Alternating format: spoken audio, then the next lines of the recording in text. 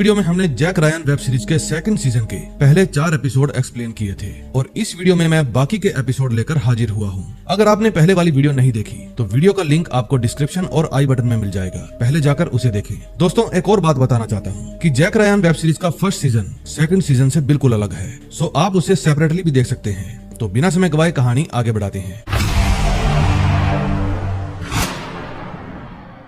5th episode में हम देखते हैं रूपर्ट की मौत के बाद जेरेमी जैक से पूछता है कि उसको किसने मारा। हैरियट बताती है कि इसको मैक्स ने मारा है, जो D&D के लिए काम करता है। फिर वो हैरियट को कार में बिठा देते हैं। जेरेमी जैक से उसकी गन मांगता है और कहता है कि तुम्हें वापस भेजा जा रहा है। हैरियट को भी हम जर्मनी भेज रहे हैं। फिर जाते वक्त जेरेमी जैक को कहता है हैरियट से दूर रहना, तुम्हें लगेगा वो तुम्हारी साइड है, लेकिन वो हमेशा अपना ही फायदा सोचती है। फिर वहाँ से बाहर निकलकर जैक रूपर्ट की चाबियां चुरा लेता है और वहाँ से चला जाता है। दूसरी तरफ मार्कस चलता चलता जंगल के बीचों बीच पहुँच जाता है। फिर वो एक ऊंची जगह पर खड़ा होकर जंगल की तरफ देखने लगता है। माइक उस समय सैटेलाइट फुटेज के जरिए उसे ही देख रहा था। वो जेम्स को बताता है कि वो आज सुबह इस जगह पर था, अभी वो ज्यादा दूर नहीं गया होगा। मैंने मैटिस को इसके बारे में बता दिया है, हमने उनकी हेल्प के लिए ड्रोन भी भेजे हैं। फिर वो मैटिस को कॉल करके बताते हैं कि मार्कस ने कोई धुआं देखा है और वो उसी तरफ बढ़ रहा है। वहाँ आसपास जरूर कोई गांव होगा। उनको मिली इन्फॉर्मेशन एकदम सही थी। मार्कस धुआं का पीछा करते करते एक कैंप तक पहुँच गया था और पास की ही झाड़ियों में छुपा हुआ था। ये है एनाबेल, जो इंग्लैंड की किंग एडवर्ड यूनिवर्सिटी में पढ़ती है। ये मैक्स की बेटी है और ये उससे ही मिलने के लिए आई है। मैक्स की आंख को देखकर वो पूछती है आपकी आंख को क्या हुआ। मैक्स कहता है कि लकड़ी काट रहा था, छोटा सा टुकड़ा आंख में चला गया। फिर वो अपनी बेटी की क्लासेस के बारे में पूछता है और कहता है मैं एक काम से दूसरे देश जा रहा हूँ, जरूरत पड़े तो तुम मुझे इस फोन से कॉल करना।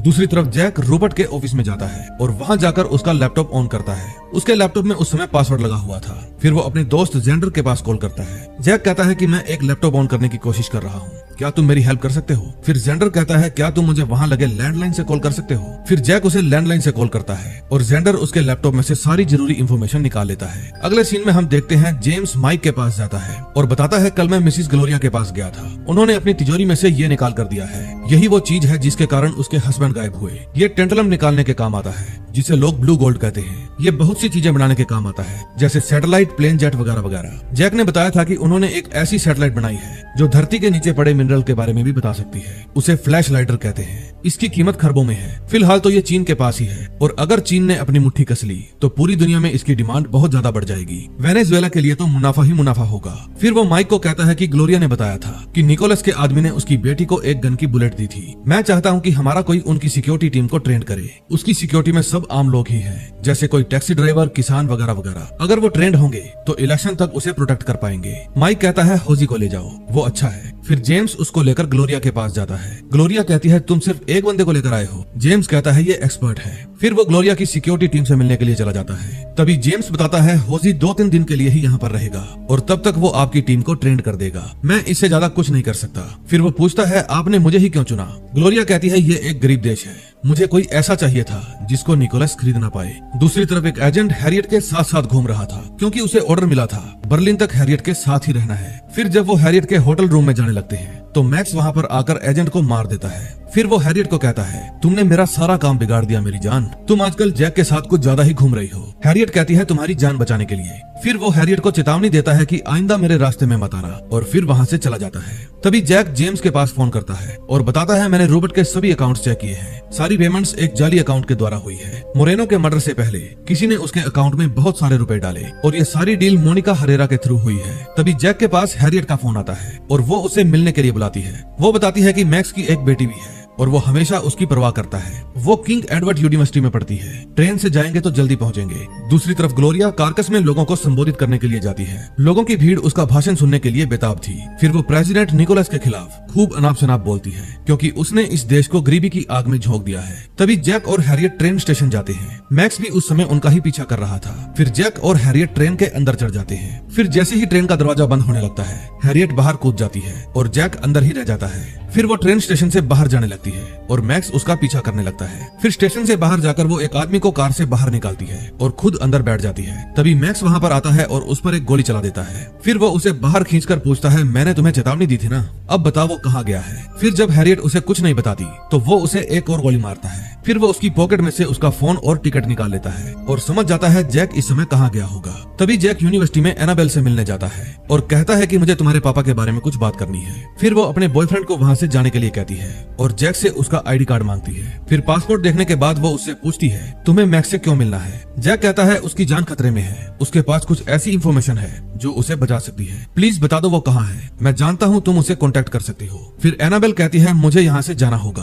तभी जैक उसका हाथ पकड़ लेता है और कहता है तुम्हारे पापा ने मेरे दोस्त का मर्डर किया है। लेकिन इतने में एनाबेल अपने बालों में से हेयर पिन निकालती है और जैक के हाथ पर मारकर वहाँ से भाग जाती है। फिर जैक उसका पीछा करता है और उसे पकड़ लेता है। वो उसे बताता है कि तुम अपने पापा की असलियत नहीं जानती, तुम्हारे पापा एक कॉन्ट्रैक्ट किलर है जो पैसे लेकर दूसरों को मारता है। तभी हैरियट के फोन से उसके पास मैक्स का फोन आता है। जैक पूछता है हैरियट कहाँ है। मैक्स कहता है मैंने उसे वार्निंग दी थी लेकिन फिर भी वो नहीं सुधरी, मेरी बेटी से बात कराओ। जैक पूछता है कि मोरेनो को मारने के लिए तुम्हें किसने पैसे दिए थे। मैक्स कहता है ये तो मैं तुम्हें मिलकर ही बताऊंगा, प्लीज तुम मेरी बेटी को जाने दो। फिर जेम्स कहता है सीधा यूनिवर्सिटी में आ जाओ। अगले सीन में हम देखते हैं जेम्स ग्लोरिया के चुनाव मुख्यालय में जाता है। वो ग्लोरिया से पूछता है आपको कोई और धमकी तो नहीं मिली। ग्लोरिया कहती है अभी तक तो नहीं, लेकिन मुझे मेरे बच्चों की चिंता है, कहीं मेरे इलेक्शन में खड़े होने की सजा उन्हें न मिल जाए। जेम्स कहता है आप उम्मीद मत हारिए, आपको बहुत सारे काम करने हैं। तभी जेम्स के पास माइक की कॉल आती है। वो बताता है कि हमने उबारी की कॉल टैप की थी, उसे पता है वो फंस गया है, शायद रात को मैं उससे मिलने के लिए जाऊंगा। रात को एक पार्टी में उबारी अपनी फैमिली के साथ आया हुआ था। फिर माइक उससे मिलने के लिए वॉशरूम में जाता है। उस समय उबारी टेंशन में था। फिर माइक कहता है तुम्हारे बॉस को तुम्हारी वफादारी पर शक होने लगा है, तुम हमारा साथ दो, हम तुम्हें प्रोटेक्ट करेंगे और मायामी भेज देंगे। इसके लिए तुम्हें हमें जंगल में चल रहे ऑपरेशन के बारे में बताना होगा। उबारी कहता है क्या मैं प्रेसिडेंट को बता दूं? CIA मुझे गद्दारी करने के लिए ऑफर दे रही है। फिर माइक कहता है तुम्हें किसने कहा? मैं CIA से हूँ। फिर वो वहाँ पर एक फोन रखकर वहाँ से चला जाता है। दूसरी तरफ रॉकी अपनी टीम के साथ मैटिस और उसके साथियों को खोज रहा था। तभी मैटिस का साथी डिस्को कहता है मुझे यहाँ कुछ ठीक नहीं लग रहा, मुझे यहाँ कुछ गड़बड़ लग रही है। फिर मैटिस उसे हौसला देता है और कहता है तुम अपने ख्याली पुलाव बनाना बंद करो, देखते जाओ सब अच्छा होगा। उन्हें ये नहीं पता था कि रॉकी अपने कई आदमियों के साथ उनको ही मारने के लिए आ रहा है। अगले सीन में हम देखते हैं जब जैक मैक्स से मिलता है तो वो उसकी बेटी को वहाँ से जाने को कहता है। फिर वो मैक्स से पूछता है कि मोरेनो को मारने के लिए तुम्हें किसने पैसे दिए थे? मैक्स कहता है मैं नहीं जानता, पैसे इलेक्ट्रिकली मिले थे। जैक पूछता है क्या वो निकोलस था? मैक्स कहता है हालात ही कुछ इस तरह के हैं, शक सीधा उसी पर जाता है, लेकिन वो नहीं था और मैं तुम्हें बताऊंगा भी नहीं क्योंकि तुम्हें टेंशन में देखकर मुझे खुशी हो रही है। फिर जब वो अपनी पॉकेट से गन निकालने लगता है तो पीछे से हैरियट उसे शूट कर देती है। फिर वो जैक को कहती है तुम्हें अभी यहाँ से जाना होगा। दोस्तों हैरियट मैक्स की वाइफ थी और एनाबेल इन दोनों की ही बेटी थी। फिर गोली की आवाज सुनकर वहाँ पर एनाबेल भी आ जाती है और कहती है उस आदमी ने पापा को मार दिया। हैरियट कहती है सॉरी बेटा, मैं आने में लेट हो गई। तभी वहाँ पर पुलिस भी आ जाती है, लेकिन अब क्या फायदा। खैर अब देखते हैं नेक्स्ट एपिसोड में क्या होता है। 6th एपिसोड में हम देखते हैं जैक वेनेजुएला वापस आ जाता है। फिर जेम्स उसे लेने आता है और कहता है क्यों हीरो, लंदन से भी भगा दिया तुम्हें? फिर रास्ते में जैक जेम्स से पूछता है क्या आपको मोनिका हरेरा के बारे में कुछ पता चला? फिर जेम्स बताता है कि मोनिका ने ही सिंको पामास कंपनी के लिए लाइसेंस अप्लाई किया था, उसका तो काम ही है फ्रॉड कंपनी सेट करना, हवाला और काले धंधे करना। अब हम वहाँ जाकर चेक करने वाले हैं और उसके बाद तुम चुपचाप वाशिंगटन चले जाओगे। फिर वे मोनिका हरेरा के ऑफिस में जाते हैं और रिसेप्शनिस्ट से कहते हैं हम कनाडा से आए हैं, हमें एक कंपनी बनवानी है। रिसेप्शनिस्ट कहता है मैडम इस समय बिजी है, आप थोड़ी देर वेट कीजिए। फिर वे साइड में बैठकर वेट करने लगते हैं। तभी कुछ देर बाद वहाँ पर कुछ फौजी आते हैं और उन दोनों को बंदी बनाकर अपने साथ ले जाते हैं। ये फौजी मोनिका हरेरा ने ही भेजे थे। मोनिका बहुत पहुंची हुई चीज थी, उसे पता था इन्होंने कोई कंपनी नहीं बनवानी, बस खाली हरासमेंट करेंगे। दूसरी तरफ मैटिस मार्कस को खोजते हुए जंगल में आगे बढ़ जाता है। तभी उनके ऊपर फायरिंग होने लगती है क्योंकि दुश्मनों को पता था वे इस समय कहाँ है। दुश्मन सब और उनको घेर लेते हैं। तभी पीछे से मार्कस आता है। वो चुपके से सैटेलाइट वाला लैपटॉप उठाता है और उससे रॉकी को हिट करता है। फिर वो अपनी गन लेकर दुश्मनों को ठोकने लगता है और आवाज लगाता है मैटिस मैं तुम्हें कवर कर रहा हूँ, जल्दी से मेरे पास आ जाओ। फिर मैटिस उससे पूछता है तुम कहाँ चले गए थे? वो बताता है मैंने कैदियों का कैंप देखा, फिर जब मैंने गोलियों की आवाज सुनी तो मैं सीधा यहाँ चला आया। तभी उन पर और गोलियां चलती है। फिर मैटिस कहता है इस ब्रीफकेस में जो भी है उसे जेम्स तक पहुँचा देना, मैं यहाँ रुककर तुमको कवर करूंगा, तुम जल्दी से बोर्ड तक जाओ। फिर वे सब मैटिस को वहीं पर छोड़कर वहाँ से आगे बढ़ जाते हैं। दूसरी तरफ फौजी जैक और जेम्स को जंगल के बीच में बनी प्रेसिडेंट निकोलस की प्राइवेट प्रॉपर्टी में ले जाते हैं। उबारी भी उस समय वहीं पर था। फिर प्रेसिडेंट उनको देखकर उनके पास आ जाता है और कहता है प्लीज बैठो, मैंने आप लोगों को लंच के लिए बुलाया है। फिर फिर वो बताता है कि ये दुनिया का सबसे बढ़िया गेम है, लेकिन अमीरों के लिए बना है। इसके एक मैच में हम 50 घोड़े बदल सकते हैं, हर 3 या 4 मिनट बाद एक घोड़ा। फिर जैक कहता है ज्ञान बढ़ाने के लिए शुक्रिया, हमें यहाँ क्यों बुलाया है? जेम्स कहता है हम डिप्लोमेट्स हैं, हमें बंदूक की नोक पर यहाँ लाया गया है। प्रेसिडेंट कहता है जैक तुम मेरे पीछे पड़े हो अपने दोस्त मरेनो के कत्ल का इल्जाम मुझ पर लगाने के लिए, जबकि मैं असली खूनी को सजा दिलवा चुका हूँ। जैक कहता है जिसने सीनेटर मोरेनो को मारा था उसका नाम मैक्स था और वो कल लंदन में मारा गया, इसलिए आप हमें झूठ बोल रहे हैं। प्रेसिडेंट कहते हैं तुम्हें लगता है कि तुम मुझे जानते हो, पर जो भी अनुमान तुम मेरे बारे में लगा रहे हो वो सब गलत है। तुमने मेरी कद्र ही नहीं की। मैंने मर्डर के इल्जाम को इतनी जल्दी सुलझाने की कोशिश की, अब सब कुछ बदल चुका है। दूसरी तरफ मटीज अपना सामान एक पेड़ के नीचे रख देता है और खुद थोड़ी दूर जाकर छिप जाता है। फिर जब कुछ सिपाही उसे ढूंढते हुए वहाँ आते हैं तो बम फटने के कारण उनकी धज्जियां उड़ जाती है। फिर बम की आवाज सुनकर मार्कस मैटिस के पास जाने लगता है, लेकिन डिस्को उसे रोक लेता है और कहता है हमें यहाँ से जाने का ऑर्डर मैटिस ने ही दिया था। मार्कस कहता है वो मेरे लिए वापिस आए थे, इसलिए मैं उन्हें छोड़कर नहीं जाऊंगा। तभी दुश्मनों से लड़ते लड़ते मैटिस के पाँव में एक गोली लग जाती है और वो पेड़ के पास एक खड्डे में गिर जाता है। फिर लड़ते लड़ते उसे एक और गोली लग जाती है, लेकिन फिर भी वो हार नहीं मानता। लेकिन जब यमराज ही लेने के लिए आ गया हो तो क्या ही कर सकते हैं। मौके पर उसकी गोलियां खत्म हो जाती है। फिर कुछ फौजी आकर उसे ठोक देते हैं। फिर जब मार्कस वहां पर पहुंचता है तो देखता है उन लोगों ने मटीस को मार दिया है और उसकी बॉडी को अपने साथ ले जा रहे हैं। वो उन पर गोलियां चलाने ही वाला था, लेकिन उसका साथी उसे गोली चलाने से मना कर देता है और अपने साथ वापस ले जाता है। अब प्रेसिडेंट अमेरिका के खिलाफ एक भड़काऊ भाषण देता है और वेनेजुएला में घुसपैठ करने के लिए उनकी आलोचना करता है। उसका भाषण सुनकर वेनेजुएला के लोग अमेरिका के खिलाफ हो जाते हैं और यूएस एम्बेसी के आगे प्रदर्शन करने लगते हैं। तभी वहाँ पर जैक और जेम्स भी आ जाते हैं और वे अपनी कार को लेकर एम्बेसी के अंदर घुस जाते हैं। फिर जैक को देखकर माइक भड़क जाता है और कहता है मैंने तुम्हें यहाँ से जाने को कहा था,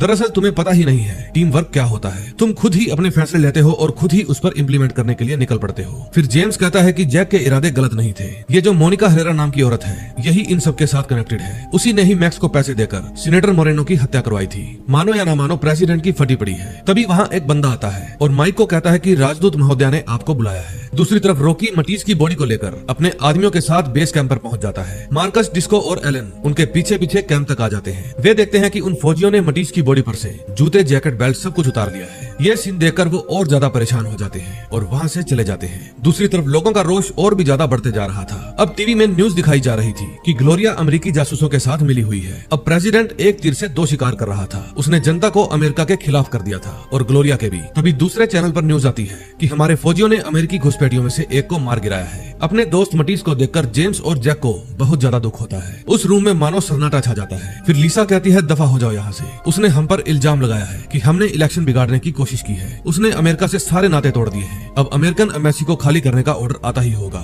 हमें सभी को यहाँ से निकालना होगा। फिर वो माइक पर ब्लेम लगाने लगती है कि तुमने यहाँ मौजूद हर अमेरिकन को खतरे में डाल दिया है। अब वहाँ मौजूद पूरा स्टाफ सामान समेटने में लग जाता है। तभी उनको वहाँ से निकालने के लिए हेलीकॉप्टर भी बुलाए जाते हैं। फिर वे बारी बारी से अपने स्टाफ को हेलीकॉप्टर में बिठाते हैं और अपने देश के झंडे को वहाँ से उतार लेते हैं। फिर जितने लोग हेलीकॉप्टर में पूरे आते हैं, हेलीकॉप्टर उनको छोड़ने चला जाता है। एम्बेसी के अंदर अभी भी बहुत सारे लोग थे जो सभी कंप्यूटर्स में लगी हार्ड ड्राइव निकाल रहे थे और जितने भी दस्तावेज थे सभी को डिस्ट्रॉय कर रहे थे। वे चाहते थे कि यहाँ से जाने से पहले कोई भी जरूरी दस्तावेज यहाँ पर छूटना नहीं चाहिए। फिर जैक अपने लॉकर में रखा हुआ फोन निकालता है और उससे सीनेटर चैपिन को फोन करता है। चैपिन कहता है कि मैं तुम्हारे लिए कार भेज रहा हूँ, तुम अभी यहाँ मेरे पास आओ। लेकिन जैक बताता है कि इस समय मैं वेनेजुएला में ही हूँ, मेरे पास कुछ बड़ी इन्फॉर्मेशन है, मुझे बस कुछ और दिन यहाँ रुकने की परमिशन चाहिए। चैपिन कहते हैं कि मैं तुम्हारी कदर करता हूँ, तुम खुद से पहले देश के बारे में सोचते हो, लेकिन वहाँ के प्रेसिडेंट ने एम्बेसी बंद करवा दी है। अब तुम सीधा अमेरिका आओ और मुझे वो जरूरी जानकारी दो। तभी उसके पास जेम्स आता है और कहता है माइक ने हमें ऑफिस में बुलाया है। जब वे माइक के पास जाते हैं तो माइक कहता है मेरी लाइफ तुम दोनों के आने से पहले एकदम मस्त थी, लेकिन तुम्हारे आने के बाद 2 अमेरिकन मर चुके हैं और 3 फौजी अभी भी जंगल में लापता है। मैं यहाँ से नहीं जाने वाला,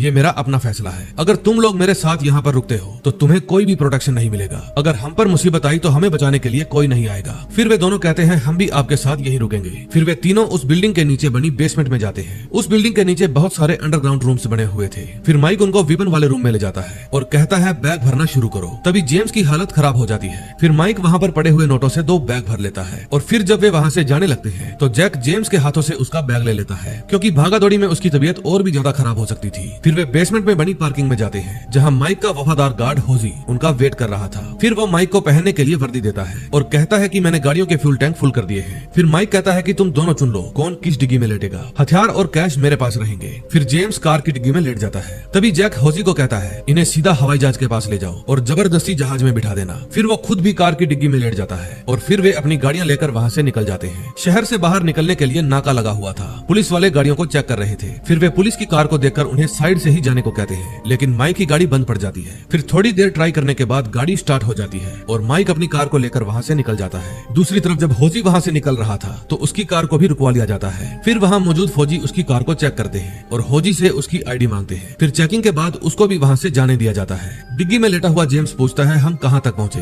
होजी कहता है बस पहुँचने ही वाले हैं। फिर थोड़ी देर बाद वो अपनी कार को रोकता है और जेम्स को डिग्गी से बाहर आने को कहता है। तभी जेम्स देखता है कि होजी उसे रॉकी के पास ले आया है, यानी कि वो भी बिक चुका था। फिर वे सभी जेम्स को गिरफ्तार कर लेते हैं और बंदी बनाकर अपने साथ ले जाते हैं। अब नेक्स्ट एपिसोड में देखेंगे क्या होता है।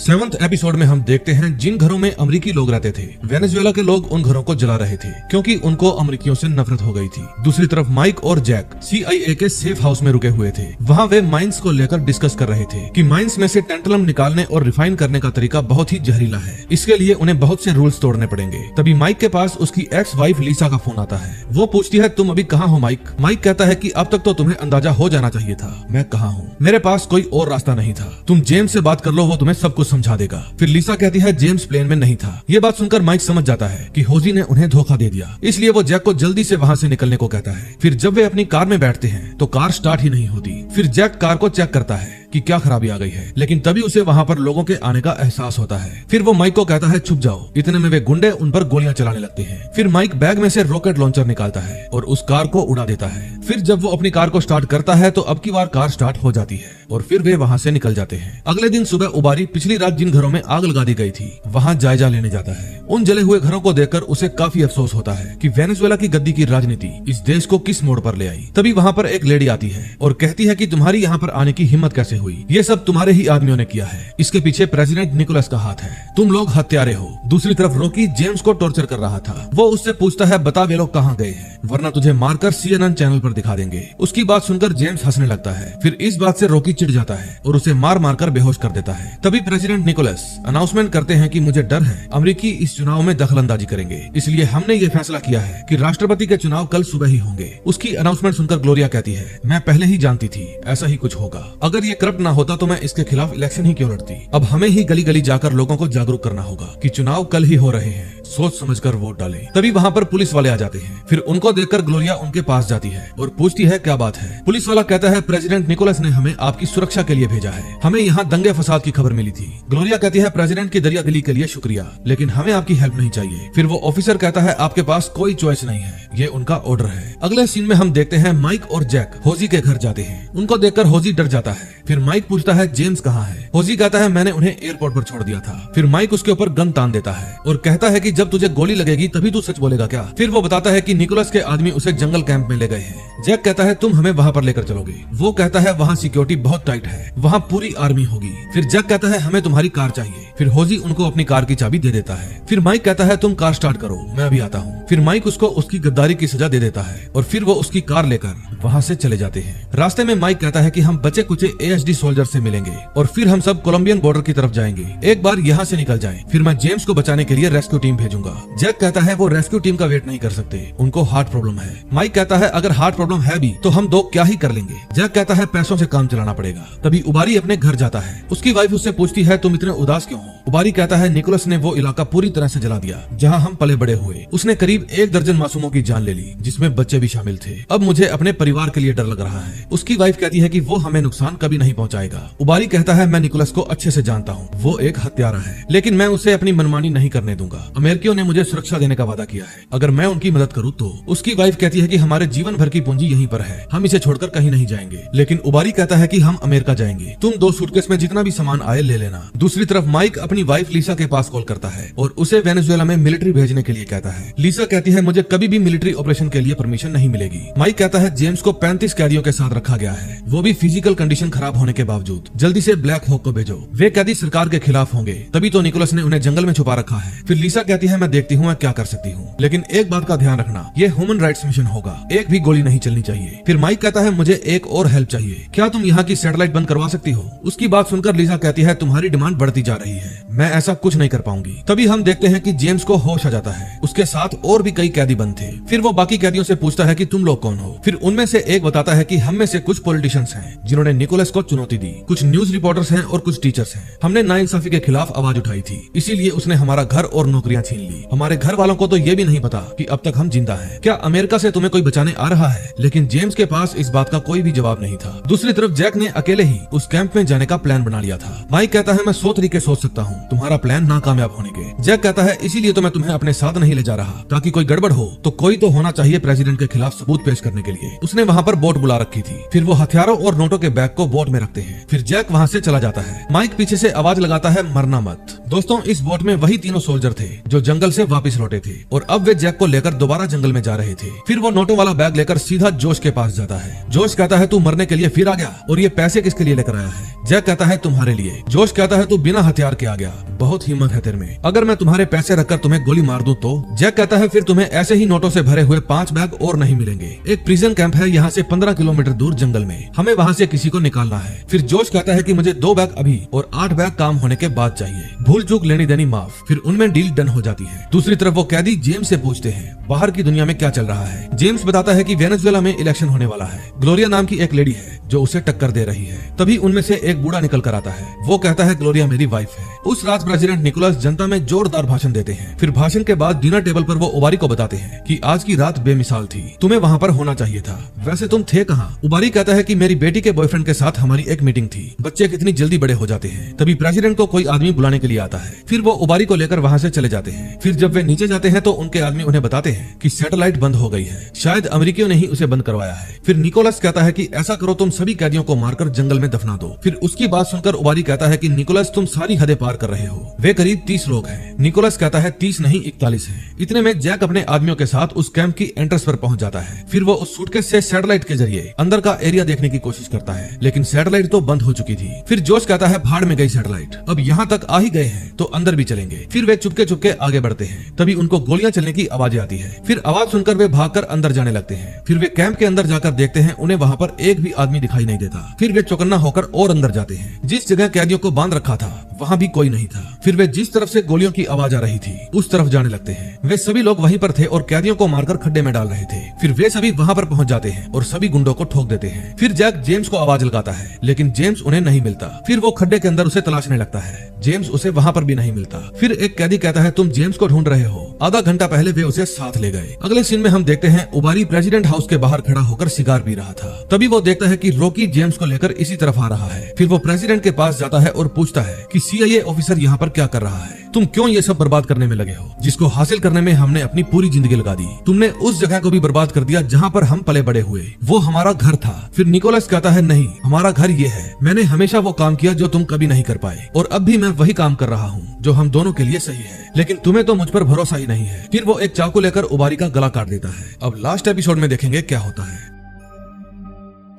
लास्ट एपिसोड में हम देखते हैं ग्लोरिया पुलिस वालों की निगरानी में एक चर्च के अंदर बैठी हुई थी और बाहर होने वाले इलेक्शन की तैयारी चल रही थी। प्रेसिडेंट हाउस को पहले से ही सजाया जा रहा था क्योंकि प्रेसिडेंट निकोलस श्योर थे कि जीत उन्हीं की होगी। उबारी की वाइफ बार बार उनके पास कॉल कर रही थी, लेकिन उसका फोन स्विच ऑफ आ रहा था। फिर वो उसे मैसेज करती है कि जल्दी घर आ जाओ, मुझे आपकी फिक्र हो रही है। तभी कैंप में जैक उन लोगों की वीडियो बनाने लगता है जिनको उसने रेस्क्यू किया था। वो हर उस इंसान की वीडियो बनाता है जो जिंदा थे और मर गए। तभी मार्कस अपने दोस्त मैटिस की बॉडी को देखकर अफसोस मना रहा था क्योंकि उसी की बेवकूफी के कारण वो मारा गया। फिर वे मैटिस की बॉडी को एक बैग में डालने लगते हैं ताकि उसको अपने साथ ले जा सके। दूसरी तरफ ग्लोरिया की फैमिली टीवी में न्यूज सुन रही थी कि रुझान के मुताबिक निकोलस की जीत होनी तय है और वो भी भारी बहुमत से। फिर ग्लोरिया कहती है मैं वोट डालने जा रही हूँ। तभी उसका बेटा कहता है मैं भी आपके साथ चलूंगा। ग्लोरिया कहती है तुम्हें साथ ले जाने में मुझे खुशी होगी। तभी जैक ने जो वीडियो बनाई थी वो उस वीडियो को कई न्यूज चैनल के साथ शेयर कर देता है। फिर जब वो बाहर आता है तो जोश उससे पूछता है तुम्हारे आदमी की कोई खबर मिली? जैक कहता है गार्ड्स ने बताया है वे उसे प्रेसिडेंट हाउस ले गए हैं। फिर जोश कहता है अब हमारा काम खत्म हो गया है, तुम अपने रास्ते हम अपने रास्ते। जैक कहता है डील के मुताबिक मुझे तुम्हें और पैसे देने हैं। फिर जोश कहता है कि मेरा 2 बैग में ही पेट भर गया है, मुझे इस काम के और पैसे नहीं चाहिए। शुक्र है ये टाइटैनिक और ममी जैसी फिल्मों में विलन बनने के बाद थोड़ा सुधर गया है। तभी वहाँ पर माइक आ जाता है जो कि अपने साथ हेलीकॉप्टर भी लेकर आया था। वो कहता है शुक्र है लीजा हम पर मेहरबान हैरान है। फिर वो माइक के सामने एक फाइल रखता है और कहता है हमें पूरे सबूत मिल गए हैं। वोल्गर इंडस्ट्रीज 2 फर्जी कंपनियों के द्वारा बनाई गई है, नार्थलेक इलाइट और सिंको पामास। सिंको पामास का मालिक है प्रेसिडेंट निकोलस। अब हमारे पास सबूत है, हमारा काम खत्म, चलो वापस चलते हैं। जैक कहता है कि जेम्स को लिए बिना तो नहीं जाऊंगा। माइक कहता है कि हम इन शरणार्थियों को यहाँ से निकाल रहे हैं, अब आगे का काम स्टेट डिपार्टमेंट का है, जल्दी से सामान पैक करो। दूसरी तरफ प्रेसिडेंट जेम्स से मिलने जाता है और कहता है माफ कीजिएगा, आपके साथ इस तरह का बर्ताव करना पड़ा। जेम्स पूछता है कि मुझे इस तरह यहाँ पर कैद क्यों किया गया है। प्रेसिडेंट कहता है तुम अमेरिकी जासूस हो, हमारे काम आ सकते हो। दूसरी तरफ जैक हैरियट के पास कॉल करता है और कहता है कि तुम्हें मेरा एक काम करना होगा, मुझे रूपर्ट का फोन चाहिए। हैरियट कहती है वो तो MI5 के पास है, मुझे 2 दिन का समय दो।